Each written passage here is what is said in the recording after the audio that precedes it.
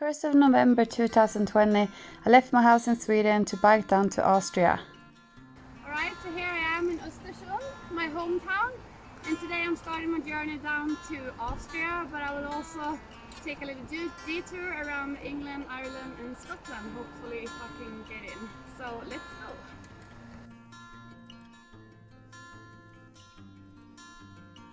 So today I ran 147 kilometers. It's the first day on my bike towards Austria, and this is the camp spot for tonight. Now we're gonna take a swim in the river. I was very lucky with the weather in the north part of Sweden. I had sun every day and it was not too hot. So today I managed to do 170 kilometers. It was very hilly but a beautiful weather. This is the camp spot tonight, and now I have to go into the tent because there's a lot of mosquitoes around. The roads in the northern part of Sweden are pretty good. Even though it's not a huge shoulder, it's almost no traffic, so you feel safe almost all the time.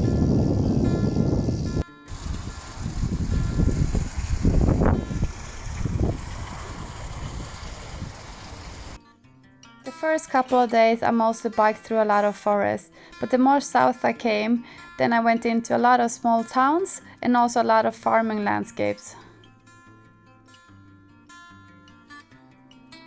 I passed by towns like Mora, Filipstad and Lidköping before I finally entered Kungälv, where I was gonna visit my friend Pernilla. You can use this kind of bags for the dogs, but as you can see it also works perfectly if you want to have dry feet while you're biking in sandals.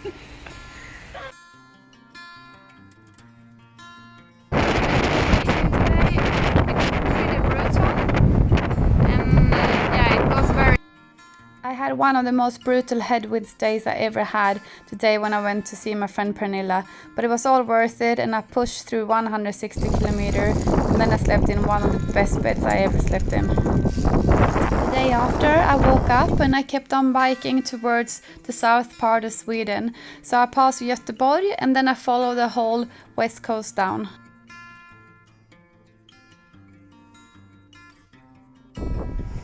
Oops! First flat tires in 1000 kilometers. Looks like I need to get this one out.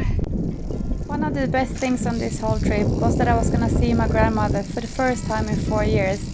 So I was really excited when I recognized her house, and I got to spend like 2 hours with her, and it was really nice to catch up.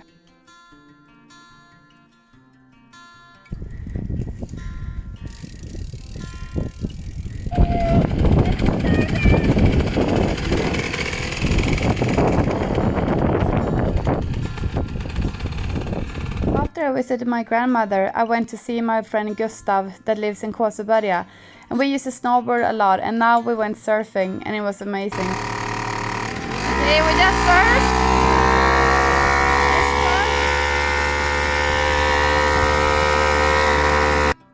For the first time in my life I had a little bit pain in my knee, so I decided to take a rest day when I was visiting Gustav and his girlfriend Karin and their beautiful daughters. So instead we went around and looked at all their stenar, as you can see here, and then the day after my trip continued. I now only had 120 kilometers to go before I was gonna take the train over from Sweden to Denmark.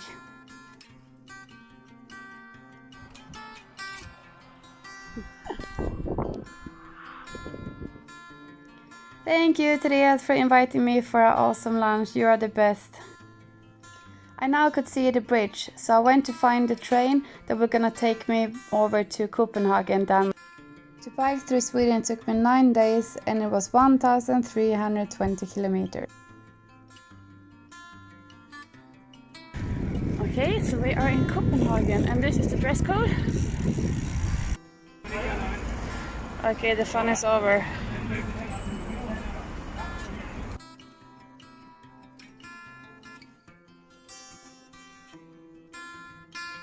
Alright, so I'm visiting Nyhavn with this beauty.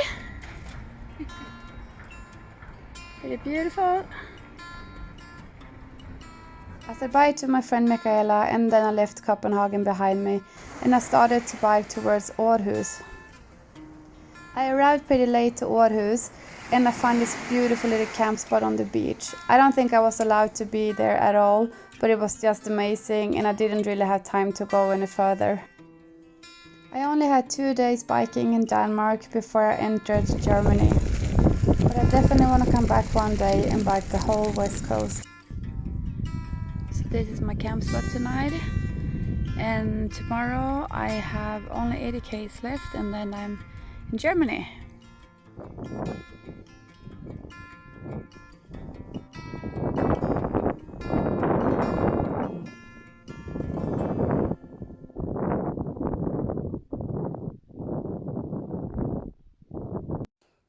After 12 days being on the road, I entered Germany and I came to this really cool place. I can't even really describe it, but it was just like a huge landfill with heaps of sheep the whole way, and you could just bike for days and days and days. It was really, really cool.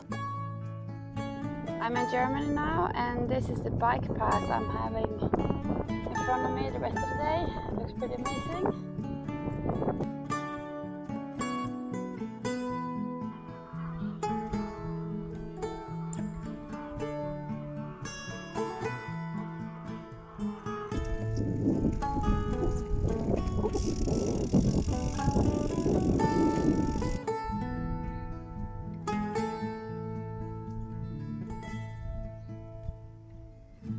Okay, going into this bike path, and a few guys are watching me. Hey!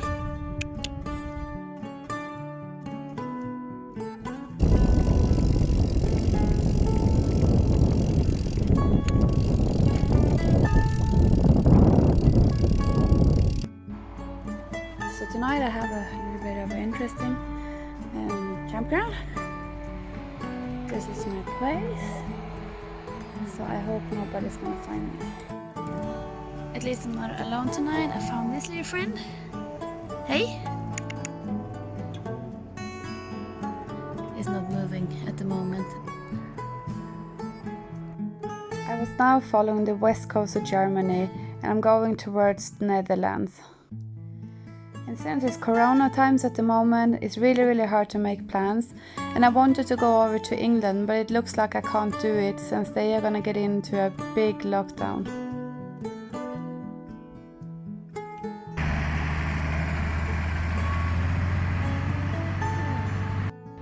Here in Germany I mostly bike through countryside, and then I also had to take small cute ferries sometimes to get over to the other side of the land.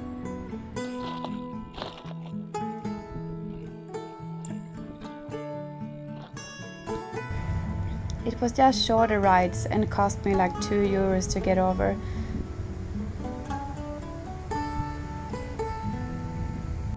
Now you maybe wonder why I'm in a German graveyard, but to be honest with you, this is definitely the best place where you can fill up water bottles and wash your face, and it's pretty peaceful. Right, other small thing is to get a sunset shot like this. Then you put your phone in here while you're biking, and it's charging. And by the way, I'm in Netherlands right now. As you can see, there is a windmill behind me, and that means I'm in Netherlands. A bit surprising when I saw they had a bamboo in their garden, and I thought it was for statues, but obviously it's not. They are moving. Check this bike path out, huh? How wide.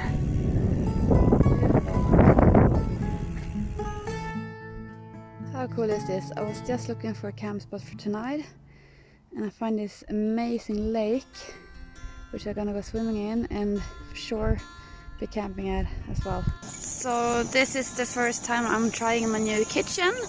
I'm still a bit nervous about it because it's petrol instead of gas, and Gustav, my friend, he helped me how to use it. So let's see if I'm getting used to it.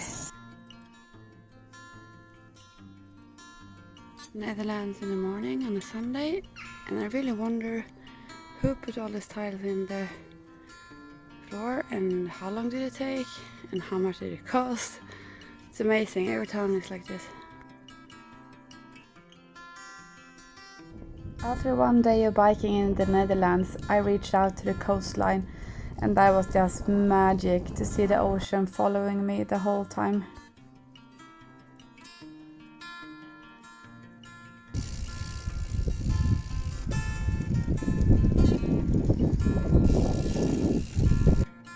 Netherlands are by far the best country I ever biked in, and you find bike paths everywhere. It's almost like it's more made for bicyclists than for cars.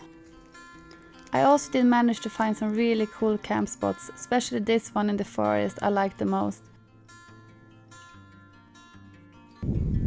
I also got to experience some really beautiful sunrises. This is the same day that I was biking into Amsterdam later in the afternoon.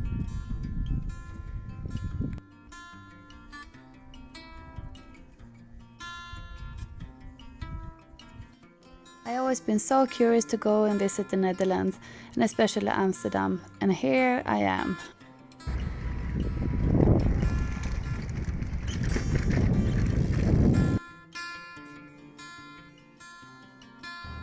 One thing I really wanted to see was the windmills in Kinderdijk.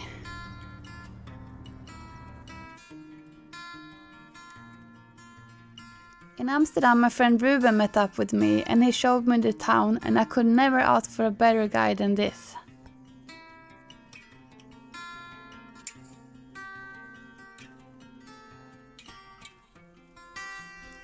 He even showed me this little art piece that is up on a tree, and if you know where it is.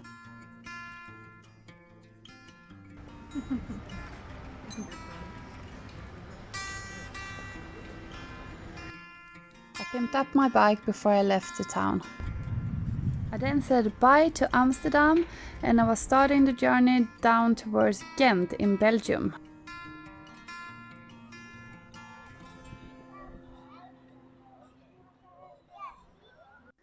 It was a little bit tricky to find a camp spot, so I squeezed in my tent in these sand dunes, and that worked alright. I've been so lucky with the weather the whole trip. It only rained one day since I left Sweden. I now entered Belgium and was following the coast down towards the old town Brugge.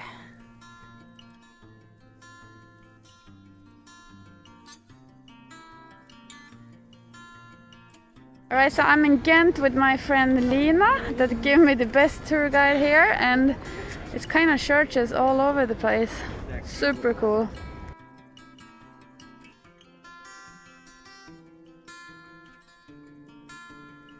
Lina have lived in Ghent for over 10 years, so I couldn't ask for a better tour guide, and she really showed me all the little spots that you don't find if you're not a local. The day after, I said bye to Lina and I biked into Brussels, which was really hectic to find in and out.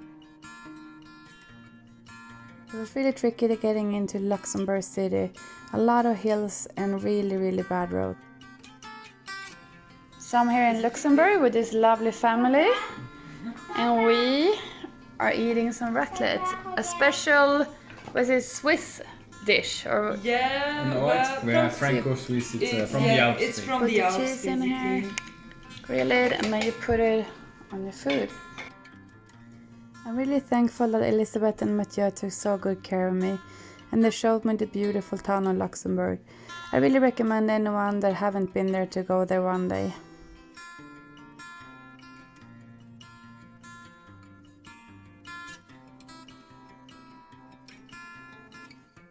The day after, Mathieu biked with me for a few kilometers and then we said goodbye and I went into France. Unfortunately, the weather was really bad and it was really foggy and raining. Otherwise, I saw some beautiful castles up on the hills, but unfortunately I couldn't really take any photos of them.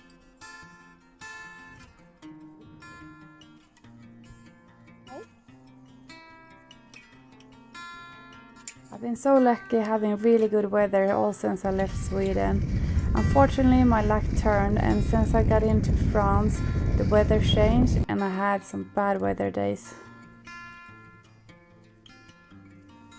I only had a few days in France and then I went into Strasbourg and then back into Germany. Also in Germany the weather was pretty bad, but it was still beautiful to see all these green hills and the really blue lake.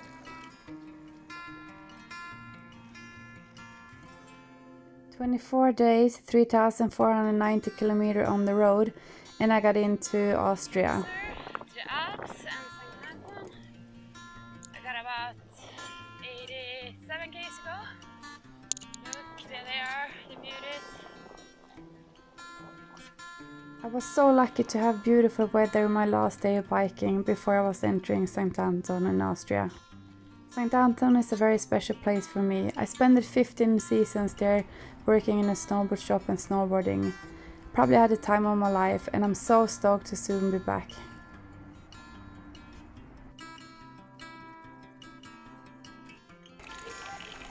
What I like with Austria is that you can always find these places and fill up your water bottles with.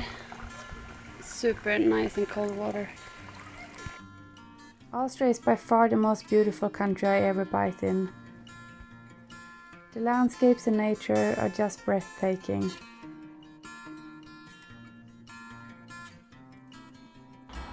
Who is recognizing this place? I think it's a few of you. Yes, our powder paradise Langen. Not so much snow at the moment. Some steep mountains here, which means steep road. This is Duben, where I had some of my best snowboard days in my whole entire life, especially up there. So I'm here for the ultimate test to get up this snake road. So let's see if I can do it. This is the snake road and I'm halfway up. It goes fine actually. Halfway up, things are going fine. This is probably the ultimate test in my life. Hey, so good to see you. All good? Yeah, that was a killer. Hello! I'm so happy. When I came up on the hill, my friends Anne-Grete, Jakob and Conny surprised me, and I was so happy to see them.